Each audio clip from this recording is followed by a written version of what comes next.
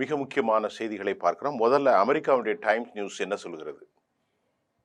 அந்த டைம் நியூஸ்ல அமெரிக்கா போரால் பெரிய அளவில் தோல்வியை சந்தித்ததை சுட்டிக்காட்டி இருக்கக்கூடிய டைம்ஸ் நாளிதழ் தனது செய்தியிலே அமெரிக்கா போரில் சிக்கப்பட்டு கொண்டு விட்டது என்பதை மட்டுமல்ல, அவர்கள் ஏற்கனவே இப்படியெல்லாம் நடக்கும் என்பதை எளிதாக கற்பனை செய்து வைத்திருந்தார்கள் என்பதையும் டைம்ஸ் தெளிவாக சுட்டிக்காட்டியிருக்கிறது.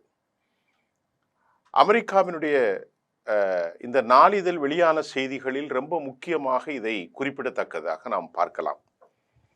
அமெரிக்கா வெளிவிவகாரத்துறையினுடைய பீட் ஹெர்ட்ஸ் ஷாக் ஆயிருக்கிறார் என்பதையும் டைம்ஸ் சுட்டிக்காட்டுகிறது. பீட் ஹெர்ட்ஸ் தனது இந்த போரை ஆரம்பித்தவர் இவர்தான். டிஃபென்ஸ் செக்ரட்டரியான பீட் ஹெர்ட்ஸ் அவர்தான் சொன்னார், நீ சொல்லிதான் நான் இந்த போரை ஆரம்பித்தேன் என சிறுபிள்ளைத்தனமாக அமெரிக்க அதிபர் குற்றம் சாட்டியது உங்களுக்கெல்லாம் நினைவிருக்கலாம்.